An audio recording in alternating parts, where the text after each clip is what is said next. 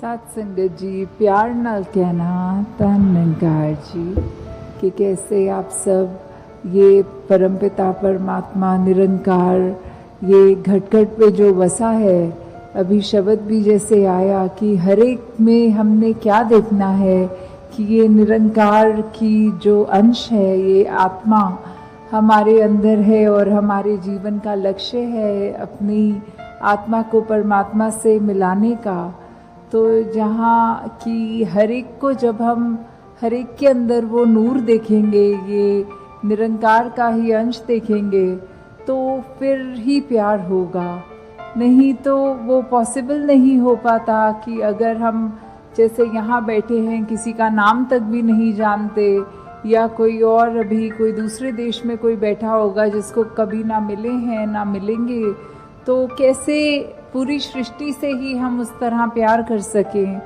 तो वो केवल तभी हो सकता है जब हम ये रचनहार, ये परमात्मा निरंकार से ही प्यार करें। तो अपने आप वो हमारी आंखों के आगे ज्ञान उजाला जब हो जाता है तो सब कोई एक समान दिखता है, फिर वही प्यार आता है। और ये संतों ने भी युगों युगों से ऐसे ही बताया है कि अगर हम जी रहे हैं तो हमें नफरत नहीं करनी, प्यार करना है। और वो प्यार जैसे कबीर जी ने भी कहा है कि 2.5 अक्षर प्रेम के, तो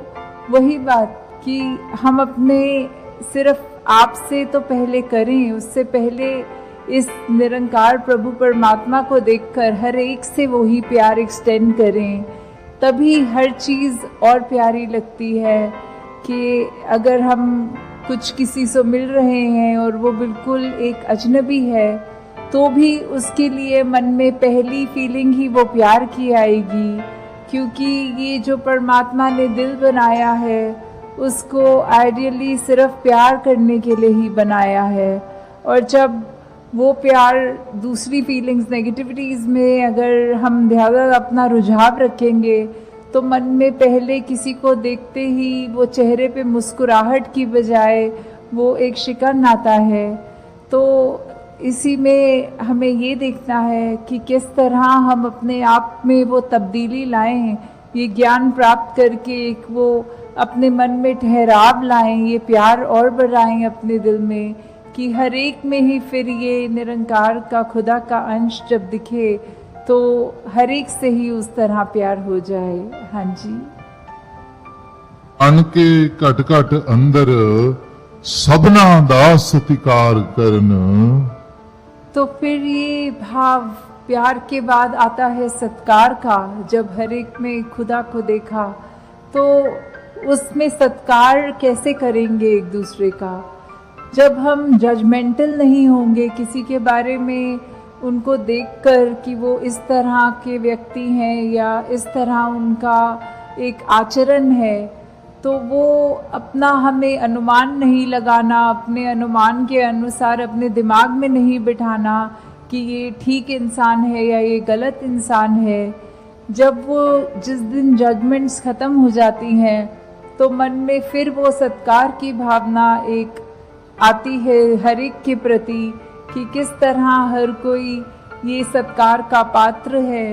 क्योंकि इतनी बड़ी दात ये निरंकार परमात्मा जिसके भी हिस्से में है, और बाकी भी जो अभी अपरिचित हैं उस ब्रह्म ज्ञान से, तो हर एक में जब वो देखेंगे तो मन सिर्फ वो प्यार करेगा, सत्कार करेगा। और फिर हम हर एक को वो बेनिफिट ऑफ डाउट की जो बात आती है कि अगर किसी ने कुछ हमें गलत भी कर दिया, कोई किसी का कर्म हमें दुख पहुंचाता है, तो अपने उस व्यक्ति से गुस्सा ना करके सिर्फ एक ही भाव मन में अपने आप आएगा कि उस व्यक्ति की शायद कोई मजबूरी रही होगी, आज उसका हो सकता है दिन अच्छा ना रहा हो, कोई किसी ने कुछ उसको बुरा बोल दिया हो, तो इसलिए उसका मन कड़वा हुआ है, इसलिए उसके बोल कड़वे निकले हैं। तो जब तक ये बात नहीं हम दे पाएंगे अगले को बेनिफिट ऑफ डाउट, तब तक हम वो सत्कार, ये प्यार कुछ भी नहीं उस तरह दे सकेंगे, क्योंकि हम अपने आप को तो बहुत जल्दी उस तरह माफ़ कर देते हैं कि चलो ये चीज़ हमसे गलत हो गई, कोई बात नहीं, हम अपने आप को माफ़ कर रहे हैं। पर वही अगर सामने वाला व्यक्ति कुछ अगर गलत करता है तो एकदम से हम उसका एक वो जजमेंट पास करते हैं, हम ये सोच विचार कर लेते हैं कि ये इंसान को तो आज के बाद मुड़कर देखना भी नहीं है। तो हमें इस तरह अपने जीवन में सुधार करना है कि किसी ने अगर कुछ गलत कर भी दिया तो उसके लिए भी मन से यही अरदास करनी है कि दातार कृपा करके ये जो भी कमियां हैं हमारे अंदर, दूसरों के अंदर, वो दूर होती जाए और ऐसे ही प्यार और सत्कार जग में बढ़ता चला जाए। हाँ जी। गुण गावण नित ऐसे एक दे, ऐसे दीदार करन। तो ये जो दीदार की बात होती है, किसका गुण गाना है, किसके दीदार करने हैं, तो वो ये परमपिता परमात्मा निरंकार, ये जो एक ऐसी सत्ता है जो शुरू से है, वो हमेशा से कायम दायम रहने वाली, कि कैसे हम जब तक वो एक निरंकार जो इस तरह से देखा जाए, अगर एक व्यक्ति दूसरे को देख रहा है तो उनकी आंखों के बीच में भी वो है, वो अपनी पलकों से भी नज़दीक है, जैसे बोलते हैं शारक से भी नज़दीक। तो इतना करीब होने के बाद जब वो अपनी आंखों से नहीं खुद देखा जाता, वो संतों का संग करने के बाद ही ये दात प्राप्त होती है, जो अपने लिए तो सुखदायी होती भी है और हमारे जीवन में वो ऐसा एक हमारा पल पल बना देती है कि हर पल में सिर्फ ये निरंकार प्रभु परमात्मा का शुक्रिया निकलता है हर समय, और वो भाव कि इसी के ही हमेशा गुणगान करने हैं। फिर बाकी चीज़ें लगता है कि हैं, सबकी इम्पोर्टेंस अपनी है, पर निरंकार से ज़्यादा इम्पोर्टेंट कुछ नहीं, इस परमात्मा से ज़्यादा ज़रूरी कुछ नहीं। हाँ जी। इसे एक दे नाल जोड़ के बेड़ा जग दा पार करन। तो ये बेड़ा जग का इससे क्या मतलब हो रहा है? इससे सिर्फ यही बात कि हम जब जीवन काल की यात्रा अपनी जी रहे हैं तो उसमें हमें क्या एक ऐसा जो बोलते हैं कि एक परमानेंट चीज़ क्या है, कि जो सबसे मजबूत चीज़ जिसने वो स्थिर है, उसने कभी हमारे उतार चढ़ाव के साथ उतरना चढ़ना नहीं है। जैसे एक तूफान आता है तो हमें बोला जाता है कि कोई ऐसी चीज़ को पकड़ लो, जैसे पेड़ या कुछ जो अपना ज़मीन के अंदर इतनी मजबूती से जिसकी नींव गड़ी हो, ताकि वो हवा फिर हमें उड़ा नहीं सकती। हमने एक ऐसी स्थिर चीज़ को पकड़ लिया है जिसके कारण हम भी, वो हवाएं हमको उड़ा के नहीं ले जा सकती। तो ऐसे ही जीवन में हम अपने जीवन को तब तक अपना अच्छे से जीवन जी सकेंगे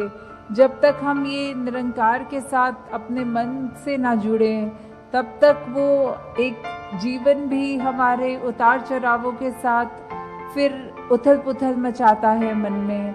तो निरंकार का ही आसरा लेना है, निरंकार में ही अपनी श्रद्धा रखकर ये वो बात करनी है कि हमें ये अब जो स्थिर चीज़ मिल गई है, जो कभी एक सब किसी भी सिचुएशन में अपनी जगह से नहीं हिलती, तो हम फिर वो एक मजबूती का और सहारा लेते चलते जाते हैं और हमारा मन भी और सहारा पक्का करके एक विश्वास और बढ़ाकर फिर हमारे जीवन में ऐसे भी कोई कर्म नहीं हो पाते जो अपने लिए भी नुकसानदायक हों और औरों के लिए भी नुकसानदायक हों। हाँ जी। श्वास श्वास इस एक नू सिमरण, दूजा कदे त्यावण ना। तो फिर जब एक ये लगन लग जाती है निरंकार के साथ, ये अपने इसको हम हर पल अपने जहन में, अपने ऐसे कर्मों में, अपने भावों में पल पल वो हमें पता भी नहीं लगता कि जिस तरह सांस लेना होता है उसके लिए कोई खास समय अलग से नहीं निकलता, कुछ भी करते हुए हम वो श्वास लेते हैं, वैसे ही ये निरंकार का एहसास हमारे मुख से उस तरह कभी तो शब्द रूप में भी सिमरन निकलता है और कभी अगर कोई अन्य काम में व्यस्त हों तो भी वो एक लिव जुड़ी जिसको बोलते हैं निरंकार के साथ, तो जब वो हो वहाँ पे हम रहें पूरे समय, तो दिन में कुछ भी करते चले जाएं, पर लगातार एक चीज़ एक कांस्टेंट रहती है, वो है कि ये निरंकार का एहसास। तो जब तक हम वो सिमरन रूप में अपना नाता निरंकार से और गहरा करते जाएं, जितना अधिक से अधिक हो सके मन में भी करें और बोल से भी सिमरन करें, ताकि वही बात कि ये निरंकार ही है जो सही मायने में सब कुछ है और बिना उसके कुछ भी नहीं, और वो खुद भी सब कुछ होते हुए ना उस तरह दिखता है, पर फिर भी इतने गुण बिल्कुल निर्गुण होते हुए भी। तो हमें भी ये सब ज़्यादा से ज़्यादा ऐसे कोशिश करनी है कि हम बिल्कुल वही गुणों को अपने जीवन में उतार पाएँ, उसी तरह अपने जीवन को चला पाएँ, जिस तरह युगों युगों ने संतों ने चाहा है कि एक कर्म हमारे ऐसे बनते जाएं, एक ऐसा हमारे दिल से दिल का रिश्ता इस निरंकार प्रभु परमात्मा से जुड़े। हाँ जी। कहे अवतार और पूरे गुरसिख एक नू कदी भुलावन ना। तो फिर ये जो एका है, ये निरंकार की तरफ इशारा करते हुए कि जो भी पूर्ण गुरसिख होंगे, जिनको ये ब्रह्म ज्ञान की दात प्राप्त हो गई और उसके बाद वो अपने अहंकार को तज के ये उस तरह एक सिर्फ इस एक ही के साथ ही जुड़ा हो, चाहे वो किसी भी भाव से हम लेते हों, जो अपनी श्रद्धा से जो भी बुलाना चाहे, तो उसके साथ जब तक जुड़े हैं इसका एहसास करते हुए, तो ही सब कुछ है। नहीं तो वो एहसास जिस पल खो दिया, समझो वो जीवन काल वहीं थम गया, या फिर वो भी नहीं पता लगता कि कब वो पतन की ओर एक हमारे सोच विचार बन जाते हैं। तो हमें किस तरह ये अपने अंदर और मेहनत करनी है कि बस ये एक जो है इसी के साथ और जुड़ते चले जाएं, इसी के साथ अपना हर पल इस तरह बिताएं कि जैसे एक मछली होती है, जब उसको पानी से बाहर निकाल दिया जाता है तो कैसे तड़पती है, वैसे ही जिस पल हमें इस निरंकार का चेता भूले, उसी समय ये तड़प अंदर से अपने आप वो लिव वापस जोड़ दे। तो इस तरह कोशिश करके अपने जीवन को हम एक उस तरह ढालें कि किस में हमें, जहाँ ये निरंकार प्रभु परमात्मा जो अंगसंग है, सदा है, कायम है, और उसको ना कोई काट सकता है, ना उसको कोई गीला कर सकता है, एक ऐसा परमात्मा जो शुरू से था और अंत तक है और उसका कोई अंत ही नहीं है। तो वैसे ही हमें भी उसके साथ जुड़ते हुए अपने जीवन को भी और सुधारना चाहिए। और आज इधर आकर जिस तरह आप सब, चाहे गर्मी का इतना मौसम भी रहा, इतना कंफर्टेबल नहीं था सबके लिए, तो भी इतने घंटे निकाल के आप सब इतनी पेशेंस से आज सत्संग में जो भी अनमोल वचन यहाँ सुनाए जा रहे थे, उनको इतनी श्रद्धा से सुनते हुए, उनको अपनाते हुए, और बिल्कुल ये सरेंडर्ड रूप में एक अपने आप का ये निरंकार के आगे अपनी अहंकार को तजते सिर्फ एक वो शीश झुकाकर, एक चेहरों पे मुस्कुराहट रखकर, ये जो अंदर और सीखने की भावना कि एक गुरसिख का तो जीवन ही यही है कि हर पल सिर्फ सीखना ही सीखना है। तो उसी भाव से जब एक मर्यादित रूप में सत्संग होती है और सारी वो बातें सबकी सुनी जाती हैं, तो अपना मन जहाँ हमारा और साफ होता जाता है, जीवन में अच्छे गुण आते रहते हैं, और उसी तरह हम एक और खूबसूरत ये इंसान बनते हैं। हम खुद भी इस मिशन के साथ जब जुड़े हैं, तो ये निरंकारी मिशन का हम एक एक व्यक्ति, हम यहाँ एक एक महापुरुष अपने जीवन को उस तरह सुधार के रखें कि एक समाज में भी अगर कहीं जाएं तो सबके मन में यही लगे कि इस व्यक्ति के जैसे बनना है, इसके पास एक ऐसी दात है जो उसको एक हमेशा बाकियों से अलग दिखाती है। तो इस तरह हमारे कर्म ही जब वो प्रचार का रूप ले लें, हमारी भाषा ही प्रचार का रूप ले ले, हमारे सोच ही प्रचार का रूप ले ले, तो फिर हमारा ये जीवन काल जब तक है और उसके बाद जैसे लोक सुखी प्रलोक सुहेला, तो किस तरह ये जीवन भी जीते हुए हमने जहाँ वो ह्यूमन वैल्यूज़ को रखना है, एकत्व, भाईचारा, मिलवर्तन, करुणा, दया, ऐसे अनगिनत जो भी है वो तो रख कर अपने जीवन में हर पल जीवन को जीना है। और उसके बाद ये ब्रह्म ज्ञान जो इस जीवन काल में हमें मिल गया है, वो दात को हमें हर पल ऐसे याद रखना है कि कभी भी अगर अंत समय हो तो वो दात हमें हमसे छिन ना जाए। उसको, निरंकार को ऐसे संभालते हुए हर पल निरंकार का एहसास रखना है। और उसके बाद सिर्फ वही एक दात है जो बाद में भी हमारे साथ आगे जानी है। तो दासी और समय आपका नहीं लेके, सब आप दूर से भी आए होंगे और अभी वापस घरों को भी जाना है, तो दासी और समय ना लेके इन्हीं शब्दों से आपसे आज्ञा चाहेगी। साथ संगत जी, धन निरंकार जी।